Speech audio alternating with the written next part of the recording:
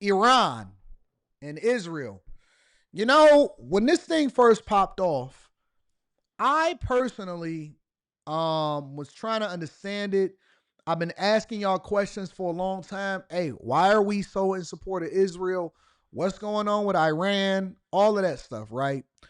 Trump was at the G7 summit with the rest of the world leaders, and what was supposed to be the narrative is the precarious position that Trump was in, considering the tariffs and renegotiation of the tariffs in his first, 120 days in office and all of that stuff. That was supposed to be the conversations that we were having this week.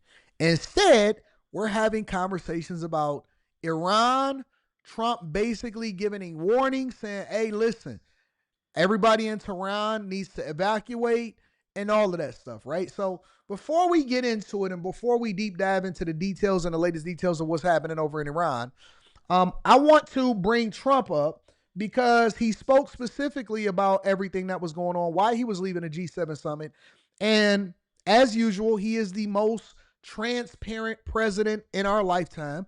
And so we love the fact that we can just hear him straight out on Air Force One and what his thoughts are on the whole situation. So I'm going to take you there, and then we're going to go over to what's happening over in Iran with Israel. I didn't say I was looking for a ceasefire. That was Emmanuel, nice guy, but he doesn't get it right too often. But we're not looking. We're looking for better than a ceasefire. That's just what you're looking to get into this more. You're not going to bet involve the U.S. in this conflict. Does it mean you can do anything more from Israel right now? Pretty well right now. We're doing pretty well. Remember, Iran cannot have a nuclear weapon. It's very simple. We don't have to go too deep into it. They just can't have a nuclear weapon. What was the thinking on the call for Tehran to evacuate? Is there a threat or is there incoming? What was the thinking on the full evacuation? I want people to be safe. And that's always possible. A thing like that could happen. I just want people to be safe. Is there any new concern about U.S. troops or assets in the region at all today? Great people, they know how to protect themselves. And when you say better, what's We'll come down so hard if they do anything to our people. We'll come down so hard, then the gloves are off so beautifully. Now, I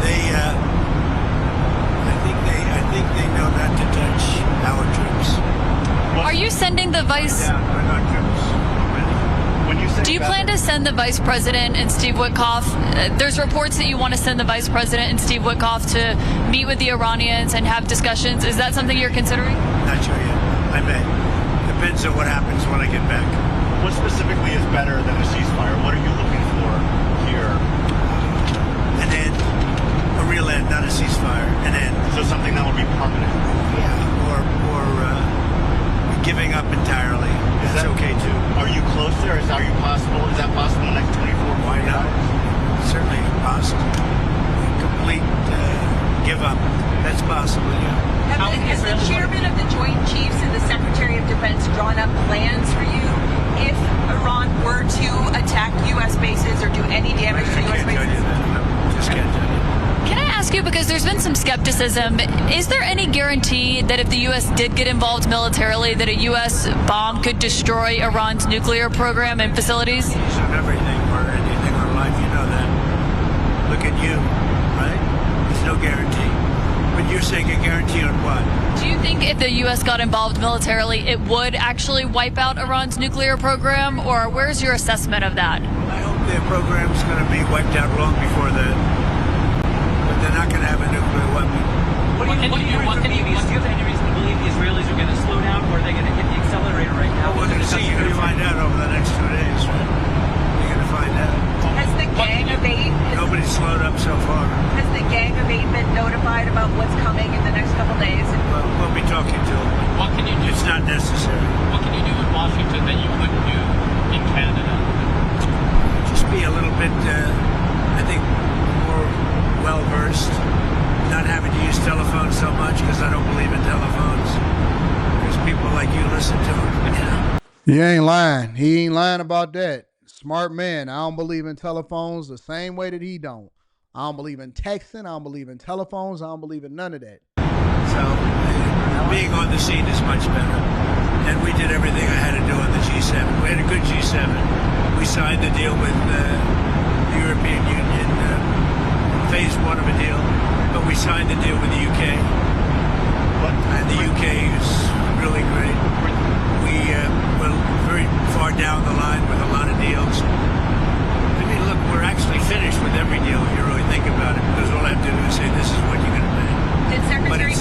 Notice how nobody is talking about trade deals anymore, and that's completely went silent. Whisper. Notice how you don't hear any of the left talking about tariffs, that the cost of goods would go up, that we would be suffering at the pump. You don't see any of that. You don't see nobody on the left. You don't see MSNBC. You don't see CNN. All these organizations do is they chase headlines. There's no truth to a lot of the stuff that they're saying. The people is completely removed from it. All of these liberals that's on the left, nobody is saying anything. Nobody has any kind of problems or issues or troubles with all of the things that they said would be wrong with the tariffs and the trade deals and different countries withholding products and our ports and all of that stuff. All of that has just completely went away. Where did it go? Where did it go? Trump just told you. Trump said, listen, actually, we got trade deals with everybody. We just trying to put the fine tuning on it and signing the deal. He said over at the G7 summit, he signed a deal with the European Union. He signed a deal with the UK. He's still, putting the finishing touches on all of these other countries that he's negotiating with. And nobody, look, Falafel say the same thing. Every single time, it's always going to be the same thing. They said the same thing when it came to the trade deals. They say the same thing when it came to the immigrants. They said the same thing when it came to y'all say the same thing every time. This will be Trump's downfall. All right, well, let's wait on it. It's nice to be nice. Did Secretary Bessent stay behind as your representative? Yeah, he did. Okay. Anybody else? Yeah, a couple of people. Can I ask you where? Who else has a question other than CNN fake news? Mr. President, Mr. President, you talked about the European Union. Can you tell us what the status is on talks on those you signed Well, with we're the UK talking, but today? I don't feel that they're offering a fair deal yet. They've been very tough over the years. If you look at European Union, they formed in order to hurt the United States on trade. And we're either going to make a good deal or they'll just pay whatever we say then. What about the Japanese, sir? You met briefly with Prime Minister We had a great conversation. I thought he was terrific, actually. I was very friendly with Shinzo Abe, Prime Minister. Yes. He was a great man. But I think he's going to do a very good job. Do you think you have a chance of a deal there? There's a chance. They're tough. The Japanese are tough. But ultimately, you have to understand, we're just going to send a letter and say, this is what you're going to pay. Otherwise, you don't have to do business with us. But there's a chance. They want changes to the auto tariffs as well. Is that on the We'll see table? what happens. All right. Anything else? Yeah, this drone attack in Kyiv. What's your response to that? It looks like 14. When was that? When? A Russian drone attack in Kyiv. When? Very recently. Just now. 14 civilians in an apartment building. They're not also I mean, as I'm what's walking over back there? to see you, that's what it took place. Something like that. Sounds like it. I'll have to look at it. Are you going to give on the Middle East? What changed about that convinced you? Somebody said Tucker Carlson believes this will end Trump's presidency. How will it end Trump's presidency? He's in his final term. How I'm assuming that y'all just talking and that y'all not actually saying what Tucker Carlson really believes. I'd have to see it. I don't know. Y'all want Trump to fail so bad. Even stuff that don't have nothing to do with Trump, even stuff that he's not implementing, even stuff that ain't his fault, stuff that happened all the time. Y'all want him to fail so bad. And I don't understand it. Don't you know that the failure of a president means that you're the one that suffers? For whatever reason, y'all don't understand that Trump is going to be fine no matter what. He's always going to be a billionaire. His family is always going to be taken care of and protected. He's always going to have Secret Service agents with him and all of that. Don't you realize that if Trump fails in any capacity, it is imperative that he be successful? I criticized Biden on a lot of things, but I definitely wanted him to be successful in pushing the United States forward in the right direction. Unfortunately, he didn't push the United States forward in a lot of directions. And that's why you see the residual fallout and all of the people that were suffering during the time that he was in office, and people were complaining about inflation. Inflation was at 10, 11, 12%, depending on what your lifestyle was. But I realized that the failure of Biden, which is one of the reasons we were so concerned, not that we actually wanted him to fail, would be the failure of the United States of America and its citizens. So why would you want him to fail when you're the one that's going to deal with the fallout that comes with it?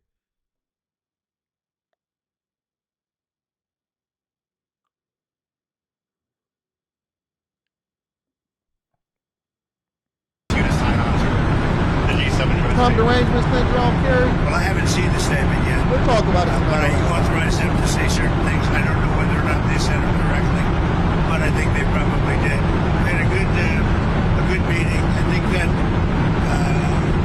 Canadian representatives were very good. Jim Short, if you want me to reply to you, you have to post a profile picture with no cover over your face. I think that that's cowardly. I believe that that's cowardly. Anybody, I think that a lot of y'all are cowards in real life. I think a lot of y'all don't want to post your real profile picture because you're a coward. I think most liberals are cowards, honestly. They cover their face. They put masks on. They always get different accounts. They get an alternative account. Use your real account. Say it with your chest. Mean what you say and say what you mean. Mean what you saying. Listen, don't be tough with me after you just got done getting buzzed down for a real one by your boyfriend. And yes, I'm talking about the men in the chat that are liberal. Anton did not have this energy when Biden was in office. How didn't I? I covered Biden since the time that he walked into office. Say it with your chest. Put your face out there. Be real. Be who you are. Don't hide behind a mask and a pushaisi. Be real. Say it with your chest. Always say, who takes a profile photo like this? Taking pictures of your shoes. What are you, 13? Be a grown man and say it with your chest. Did a very good job. How are the Carney did a very good job. How was your meeting with him? How were the trade talks looking up today? I think it was good. I think we had a lot of good talks with a lot of people. You said he's looking for something more complex. Can you tell me what you mean by Well, that? they get too complex in the deals and they never get done. And we need speed. You know, we're dealing with, really, if you think about it, y'all want to roughly catch Carrie tonight, 175 countries. And most of them are going to just... We don't know what look she going to give us. We don't know if she going to give us a Leah-esque look. We don't know if she going to go with Sanaa Lathan. We don't know if she's going to one day bless us with the clavicles. We don't know. All we know is that she going to show up and Carrie is going to do what Carrie does. He sent a letter saying, it'll be an honor to trade with you, and here's what you're going to have to pay to do it. We're making a lot of money. You know, we took in $88 billion in tariffs, and I was called by Congress about 2 nights ago saying, we don't understand, the numbers are so far off. And I said, is that good or bad? He says, well, we're taking in so much more income than we thought. We've never seen anything like this. What is it? I said, check the tariff column. And it's about $88 billion that they've never seen before. And that's nothing compared to what it's going to be. You've got other tariffs coming down the pipe here. I have a lot of them, yeah. What's the timing on those things like lumber, copper, pharmaceutical drugs? Yeah. Oh, I got to get Carrie a bag. Very soon. That's going to bring all the companies back into America. All of them, or focusing on? It's going to bring most of them back in, at least partially back in. You know, they left us because we had presidents that didn't know what the hell they were doing. We should have never lost our car business. We lost 52% of our car business over the years. Should have never lost it. All they had to do is say, if you make a car, you're going to leave us, you're going to make a car, you're going to pay a 25, 30% tariff, and they would have never left. Nobody said that to anybody until I came along. Homeland Security is saying that ICE is going to start enforcing in hotels and farms again. Is that a change of course from last week? We're going to look everywhere, but I think the biggest problem is the inner cities. We're looking everywhere. Look, what they let into this country, what Biden let in, that were allowed to, I don't think he knew what the hell he was doing, frankly, but whoever worked for him, what they let into this country, we're never going to forget it. They let prisoners in, they let gang members in, drug dealers in, the mentally insane into our country. No, we're going to get them out.